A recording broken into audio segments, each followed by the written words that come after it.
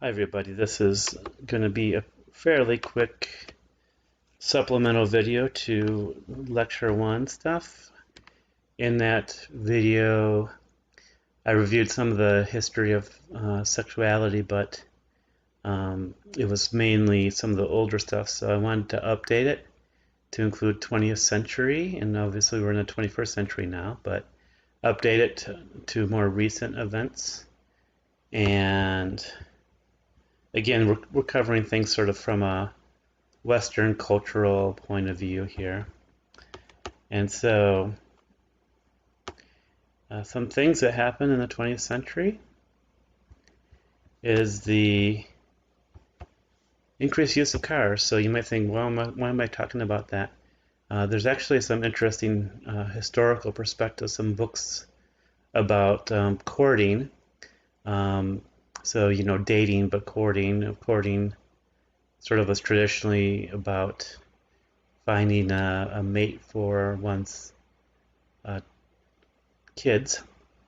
But basically what happened is the old courting system, which was often controlled by women, especially the mothers, where, the young man would be coming to, of course we're talking about heterosexual marriages here, in this older time period. And so the man would come to the girl's house, and for sure the mother would be sort of overseeing this visit. But then when the cars were invented, that moved this courting and dating from outside of the family home to into the car. And when that happened, it became a lot more sort of male-oriented. And of course, various things followed from that. So there was that movement. And then we had, of course, World War II. And during World War II, at least during the war itself, gender roles were expanded and more flexible. Mainly because women needed to work in factories because men were off fighting the war, if you will. But of course, what happened is after the war ended and you move into the 50s, the 50s were known as very sort of strict in terms of gender roles. So even though there was a more openness to gender roles during World War II, post-war saw a regression back to sort of more traditional gender roles, and the woman should be in the home, raising a family, and the man was the breadwinner. So we moved then from the 50s to the 60s and 70s. So 60s and 70s we have the sexual revolution. So it's part of a bigger, larger social cultural revolution. So basically there was just culturally a larger challenge against dominant culture. So Vietnam, for example, protest against Vietnam, challenging the dominant culture.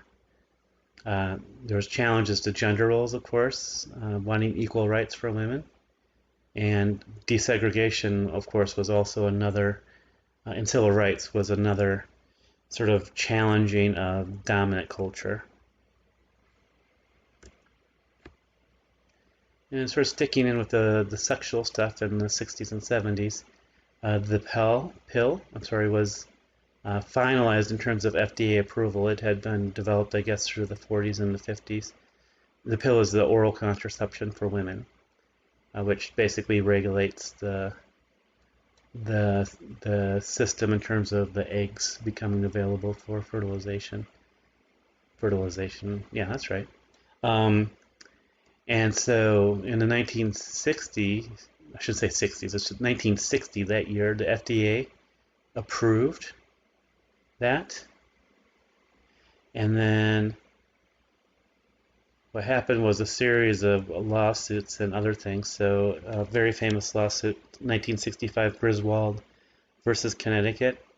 And so there was a Connecticut law prohibiting any persons from using any drug, medicinal article, or instrument for the purpose of preventing conception. And so I believe that this was a married couple that challenged that Connecticut law and won. And so what eventually happened is that I think this eventually moved up to the Supreme Court, and then around the same time period, around 1965, everybody was allowed to use the pill in all states if they were married. So if they weren't married, then that's not feasible for them. 1972, there's another sort of famous court case.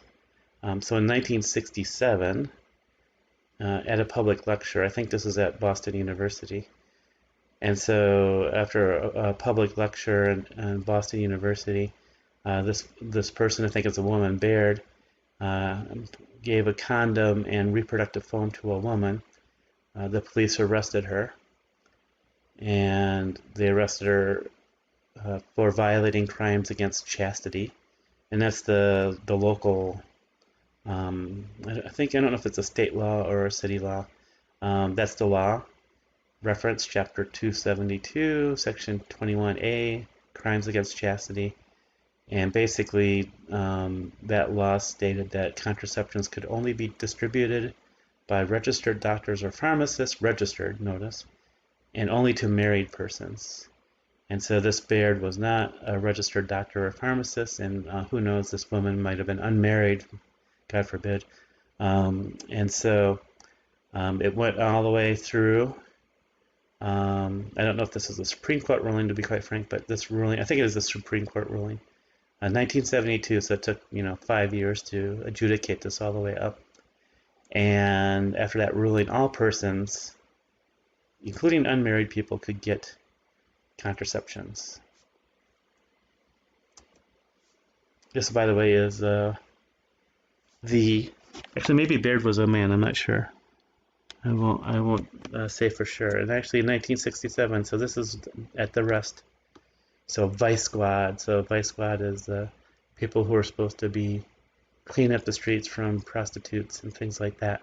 The Vice Squad nabs Boston University birth control speaker. So, highly controversial in 1967. So we're going to move to the 70s here. So one of the major sort of things, too, as part of the sexual revolution was the publication of this book, and this is the book cover. And it's called Our Bodies, Ourselves. So a book by and for women. And so this is, if you remember, we were talking about the medicalization of the female body, and part of the medicalization of the female body is that women are seen as having abnormal processes. They're abnormal, they're different, they're weak, and they need medical professionals, experts to step in and somehow fix them because they are naturally weaker and biologically flawed. And of course, this type of a book is trying to counter that sort of viewpoint of women. And part of this book is having women become comfortable with their bodies and understand their bodies, because I was going to say the belief, but I think the evidence is pretty strong is that women were taught not to understand their bodies. Their bodies were weird and strange things, and they needed to rely on experts, usually male gynecologists, to examine them and to tell them they're good or not good. And so as part of this book, you can see that it's helping women understand all parts of their body. And so you can see here a woman is holding up a mirror, and I can't remember what this thing's called. I don't know if this is speculum or what. Probably some women in the course would know this name better than I, but I think it's a gynecological instrument. And you can see that this woman's holding up the mirror, and the speculum's there. And then here's the light for the woman to sort of shine it on the mirror so she can see her internal organs, if you will, better and understand them. So there's a sort of a celebration of the woman's body here and understanding a woman's body. Also in the 60s and the 70s, we have LGBT activism. I don't put Q here because I don't know if Q was really part of the activism in this stuff we're sort of talking about. And so Stonewall Riots is probably the most famous event, which was in 1969, so the last year of the 1960s. And in Stonewall Riots, basically New York police came into a gay slash lesbian bar and slash trans bar, and busted people for, or tried to bust people for being gay, lesbian, trans, and the patrons fought back. And there was, I believe there was a series of 2 or 3 nights at least, if not longer, where these riots were going on. And then 1 year after Stonewall was the first gay pride parade in New York City. So that was a huge event, and I have some pictures of Stonewall. So here's Stonewall, and I think this might be from the first night. And this, I think, was from the second or third night of the Stonewall Riots. And it's the first gay parade in New York City. So I'm just going to end this very quick supplemental video by sort of asking this question. So think about some things that are happening today in terms of the social historical forces affecting sexuality, and reflect on that a bit. So do think about that a little bit, and that's it for the supplemental video. I will talk to you later.